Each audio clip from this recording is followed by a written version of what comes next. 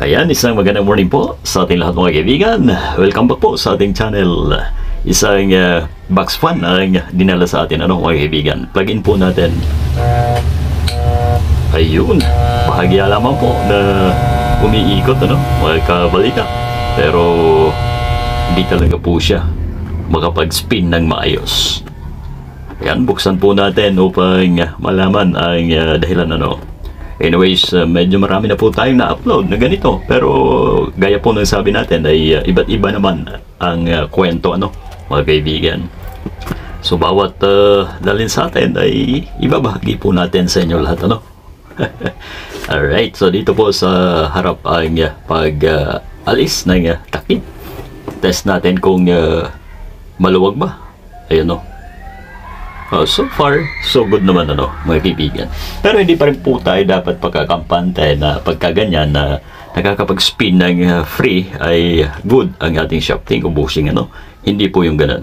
Kailangan po natin na ma-check mga kaibigan. Lalo pa ang ganitong klase ng fan ay halos hindi yata napagpapahingahan Ibig sabihin ay talagang may problema ang ating bushing nito mga kaibigan. Bukod sa ito ay natuyuan ng langis ay pwedeng palitan Alright, so buksan natin ang ating stator upang makita ninyo kung ang status ng bushing mga kaibigan. Alright, here we go. Pabilisin po natin ang bukas. Dahil yan naman ay hindi na kailangang i-detalye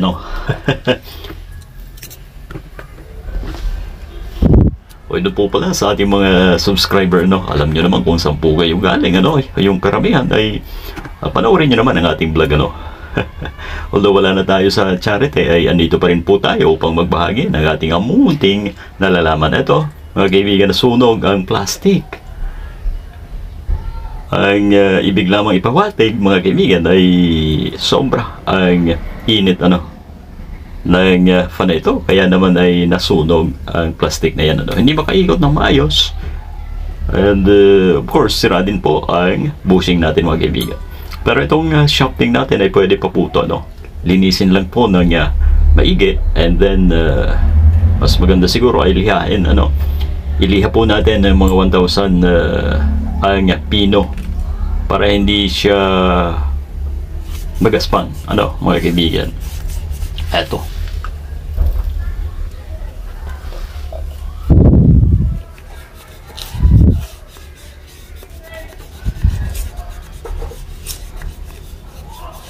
alam nyo naman kung saan po tayo dati mga kaibigan. Sa lahat po ng televiewers natin dito, paki-like naman ang ating video alam nyo naman medyo magulo na doon, so iba na ang dapat nating i-content Hindi po lahat ng pagtulong ay andyan o pagbibigay lamang po ng bigas o anumang grocery. Pati ito mga kaibigan ay pagtulong din po to, dahil once na natuto po kayo ay malaking hanap buhay po ito mga kaibigan Alright. Ito, palitan natin ng plastic, yung spacer mga kaibigan, upang mas kampante na makapag-spin ang ating unit na ito mga kaibigan. Po? Mahirap tanggalin Hindi naman. So yung lock na ganito kailangan pa iba-iba ang pag-yupi natin. Kahit sabihin natin na matibay ay napuputol po talaga yan, at pag naputol ay wala po tayong pamalit. Ito na, palitan natin ang bushing sa unahang bahagi po ito, at yung sa likod ay isusunod po natin mga kaibigan. Simple lamang, pero mas maganda po kung may foam ang ating fan na ito, dahil yun ang nakakatulong nag-absorb ng langis pagka nilagyan po natin ng langis Ayan, tuwid lamang natin. Kailangan po natin ng tubo upang doon natin ikalang ang ating ginagawa ito mga kaibigan Kaya gumagalaw.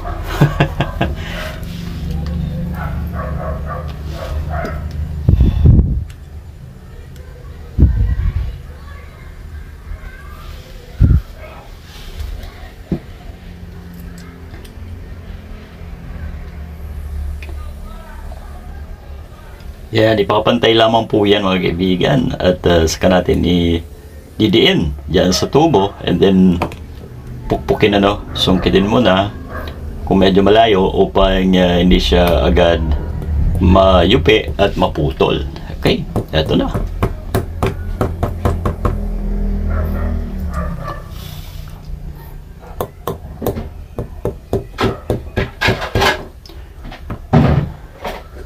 Yung pagturo po ng karunungan mga kaibigan ay mas matindi pa yan doon sa pagbibigay natin ng tulong. Siyempre, magagamit niyo po yan. Sabi nga ay huwag niyong hayaan na laging maasa sa bigay ang ating mga kapwa mga kaibigan. Dahil mahirap po yun. Totoo po yan. Ayan, lagyan po natin langis dyan sa shaft upang makapag-spin. At just in case na matagalan man ay continuous pa rin ang pag-ikot mga kaibigan. Alright. Siyempre, atin pong kakabisaduhin at kailangan tansyado ang paglagay ng spacer mga kaibigan. At yan ay susukatin pagka o sa pamamagitan ng pagtakip po natin. Doon natin malalaman kung pwede na. Kailangan sakto lang may konting play, hindi naman masyadong maluwag. Alright. Ayun, so ito na. Ayos na ang pag-spin. Ito ang bushing doon sa hulihang bahagi mga kaibigan. At talagang palitin na rin po So dito sa hulihan na parte mga kaibigan ay nasira na ang clip. So ang ginagawa po natin pagka ganyan ay nilalagyan ng screw na may lock mga kaibigan upang mas kumapit Alright.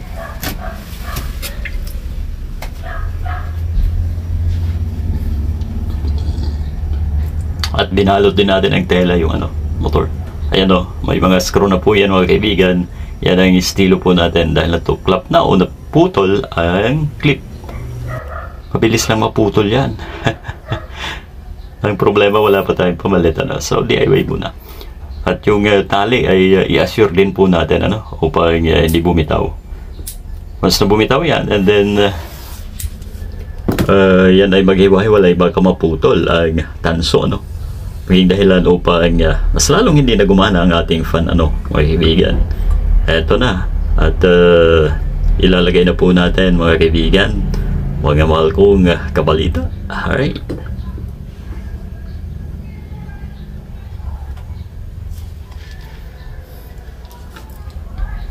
So tansya po natin ay good pa naman ang motor dahil ito ay pure na tanso mga kaibigan. Ayan na. Kailangan sa paggawa ng mga anumang electronics appliances, so industrial man yan mga kaibigan, o kahit mekaniko po kayo o kahit sa pagiging makinista ay matyaga po tayo yung mahaba ang pasensya po natin. Right. Ayan pwede na yan. Makikita naman po ninyo yung rotor po natin na eksakto na mga kaibigan yung usli.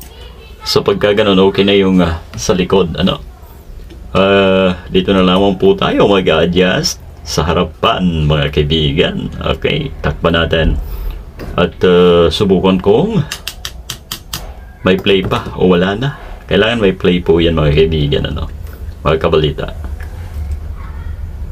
Ayan, so eksakto. Okay, di naman masyado maluwag. So yun po ang pag tansya ng play ng isang fan mapa-disc fan o stand fan man yan mga kaibigan, ay parehas lang po yan, ano. Kahit yung exhaust, ano, ay ganyan po, ay estilo. So, ilagay na po natin ang mga screw or lock upang matest na po natin ang ating ginagawang ito mga kaibigan, ano. Ayan, sa lahat po ng dati po nating kasamaan, ano. Hindi na natin dapat banggitin na mga kaibigan, ay balik naman ang ating mga videos, ano, yung mga ginagawa po natin, yung mga ina-upload natin dito sa ating Kabalita TV mga kaibigan. Alright, so ito na, test natin kung iikot. Here we go.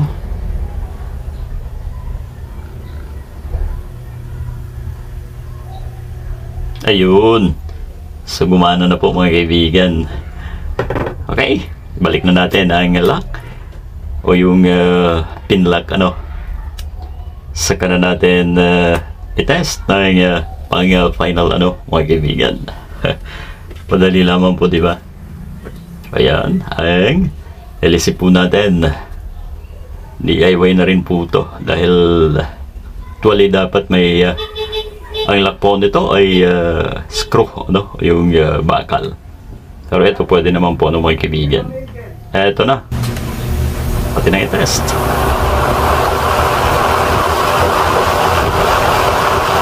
Ayun, ang lakas. So malakas na mga kaibigan.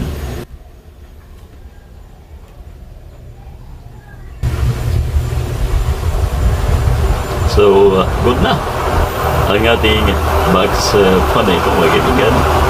At yung pinalitan po natin ay yung plastic spacer, ano mga kaibigan, at dalawang bushing, ano. Oh, so yun lamang po mga mahal kong kabalita, no. Maraming salamat sa inyong pagtutok sa ating video na ito. Naway pagpalain po tayo lagi ng ating puong may kapal mga kaibigan.